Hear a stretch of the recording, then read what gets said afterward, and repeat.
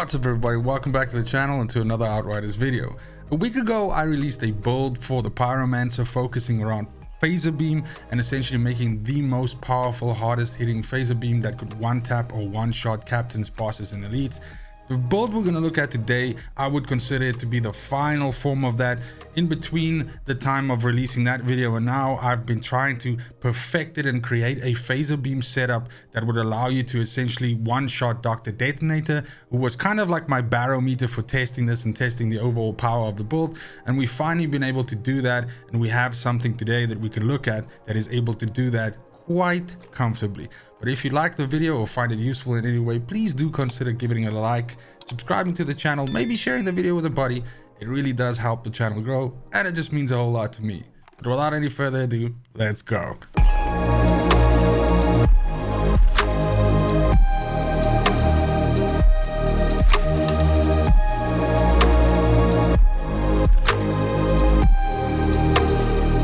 Now, as mentioned, and for the sake of brevity, please do refer to that earlier video of mine, which has a lot more detail in the basic building blocks of the build and a lot of the thought process that went into it. Today's video, I didn't want it to be as long because we are going to be covering a lot of the same things. There's a few things with the build that have changed, mainly the mods which are used on the armor, of course, and a little bit with this class tree. But fundamentally, the idea of the build is the same, as are the rotations in a way. So more specifically, I'd like to just focus on the changes that we have from that build to this one. So if there's anything that's not addressed in this video, please do refer to that one or just drop a comment down below and I can hopefully explain it. The basic thing here is that we want to essentially transform phaser beam into the main damage dealer of the build, and just like with the previous one, we are wanting to use the ramp up mechanic that we get from the reload boost from volcanic rounds, as well as the additional damage that we get from the Akari set and ramping up with heat waves. And then further, we are also really diving into additional damage with resistance piercing and armor piercing and the ramp up that you get from those mods. Now, all of those things combined together is essentially what gets us to this point.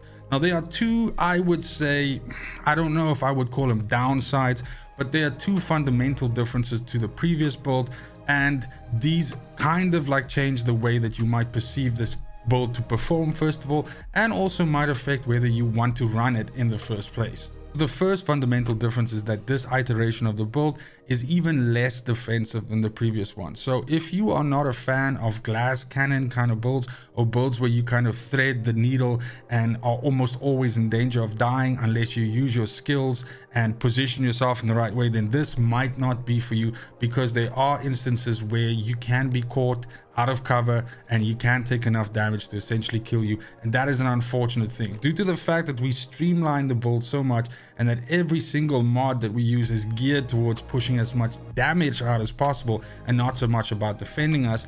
You have to play smart around the skills life leech that you get with this build, but also more specifically due to the fact that I have Fortress in the build, which gives you damage mitigation, and you kind of need to go around that. Now, that being said, we do have options in the class tree which do increase the sturdiness of the build a little bit. So the times when you're going to die with this build are going to be when you're out of cover, you haven't used your skills recently, and you don't have any skills life leech or any life gain ticking in because of damage that you've dealt. So as you can get your head around that way of thinking, then basically you have no problem and your survivability will go up quite a bit. The second major difference is the fact that with phaser beam, you have some mods which can be installed for phaser beam that either make you more durable or they increase the usability of phaser beam. A good example of that would be the mod that allows the phaser beam's radius to be 100% bigger.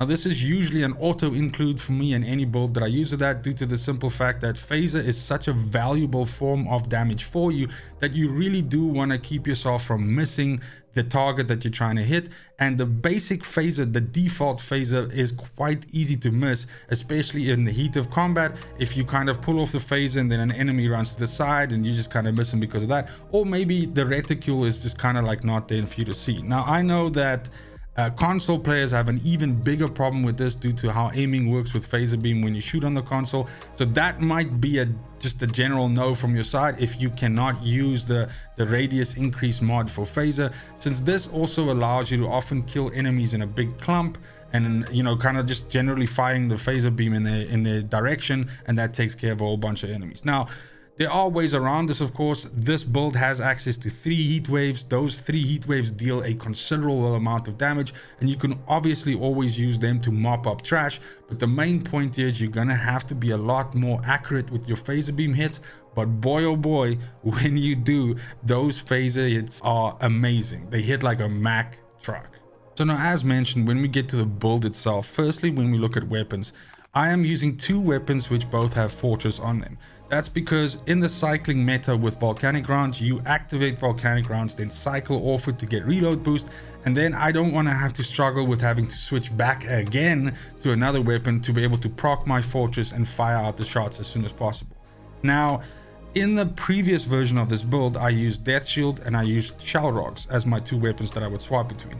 That has since changed, and now I use the Wicker instead of Shell Rocks, and that's simply due to the fact that Wicker has status power on it, which is something that we're looking for, because that of course makes your phasers hits more potent.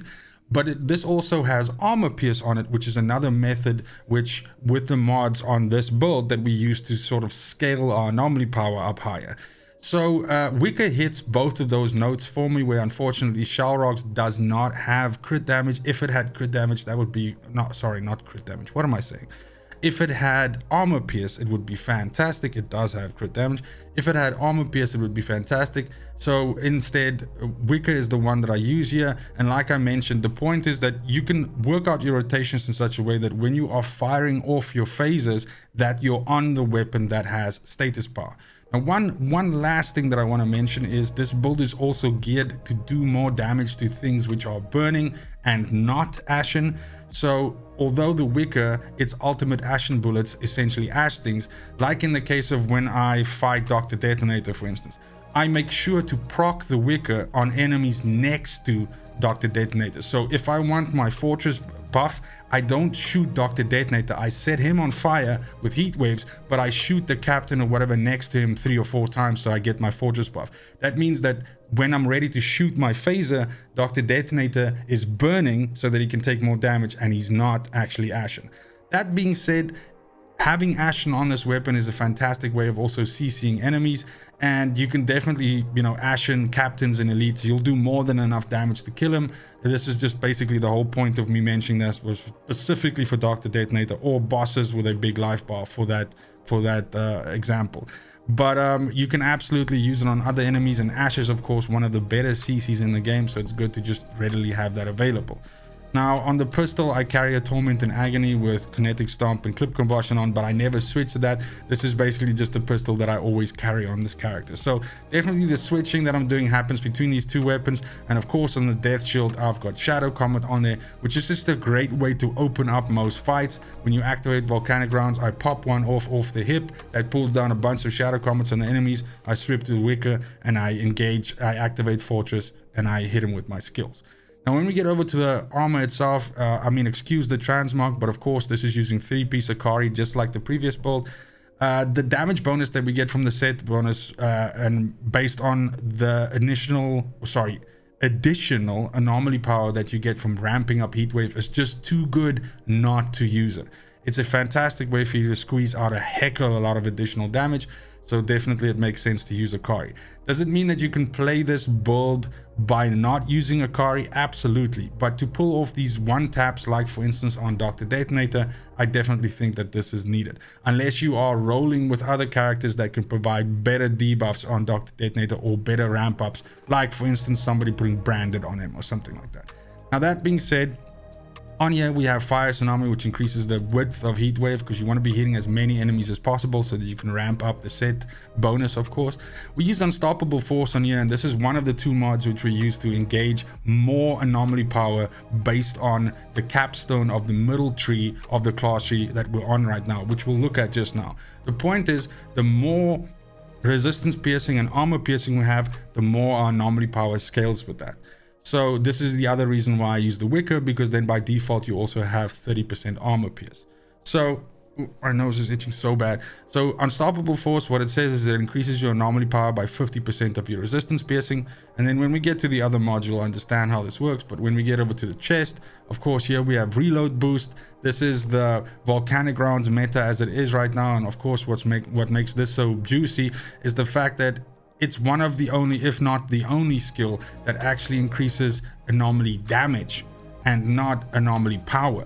So this means anything that causes anomaly damage deals 50% more damage. So that means if you were to combine this with things like Moaning Winds and Radiation Splash, that would also deal more damage. But this means anything that deals anomaly damage is going to deal more, like Shadow Comet, all of those. So this is just a phenomenal buff. It's definitely something that I don't want nerfed. I really enjoy having access to this, especially due to the fact that I'm a pyromancer main.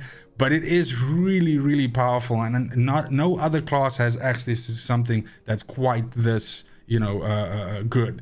But in any case, then Tidal Wave is my second mod on here, which gives me my second heat wave. Then when we get over to the pants here, we've got Anomaly Echo on here, which is just like a flat anomaly increase. This is a kind of like you have to take it because it's on the pants, but this is a little bit of additional anomaly power every time you activate a skill. Your skills are on super low cooldowns with this build, so you're gonna be, you know, having this buff essentially on all the time. I have Ride the Wave on here for access to my third heat wave.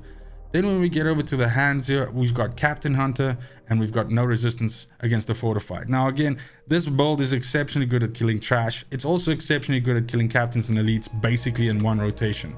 Sometimes you can essentially kill a captain by just hitting him with 3 reload boosted heat waves. That's more than enough to kill him. But in any case, Captain Hunter here is just going to make you deal even more damage, and this is really going to help out when you go up against bosses like Dr. Detonator, for instance. No resistance against the fortified is the partner mod to the previous one that we looked at the top, which is Unstoppable Force. These two together kind of feed into each other because no resistance against the fortified says that this increases your resistance piercing by 50% of your armor piercing. So by default, you can see if I just open up my character sheet here, you can see that once I pick the Wicker, you can see my anomaly power goes up a little bit already. And that's just because we have the 30% armor piercing, which then gives me 50% resistance piercing, which then boosts up my anomaly power a little bit due to the interaction of those two mods. Now, last but not least, on the boots, I have Burnt Out. Burnt Out is absolutely necessary if you use Heat Wave and if you use Akari, because this just means that things that you hit with Heat Wave are just going to take even more damage from that. I have Bullet Kindling on here because our heat waves are setting everything on fire. We could also melee to set something on fire. And in the case of me using Shell Rocks before, I could also use Burn there to set them on fire. And once things are on fire, everything that's used against them also does 20% more damage. Now, the skills itself is the same as before, so definitely Volcanic Rounds because we want access to reload boost. We have 3 heat waves available with an 8-second cooldown. And then we have a Phaser Beam, which is just under 11-second cooldown. And as you can see, Phaser Beam gets its additional damage from your status power as well as your anomaly power. So definitely for your 2 pieces that you can pick, you want to have anomaly power, status power, and cooldown reduction, just like with the previous build. That's your best kind of setup for that. You want as much cooldown reduction as possible, but you also want at least status power on 4 pieces. So here we have 1, 2, and then one of these pieces here also has status, the headpiece. And then if I'm on this weapon here, that means 4 out of my possible 6 pieces of gear that I'm carrying at one time in a rotation has status power on them.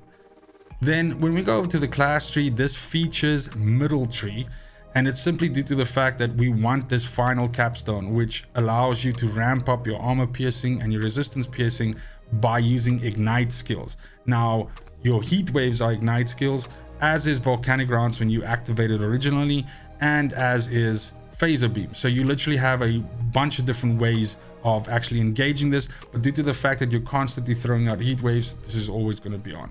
Now, as you go through the tree here, I go bottom here and just pick up some additional anomaly power. We want to get our hits to, be as beefy as possible. We do want to get Wildfire because this is just good for all cooldowns being dropped down.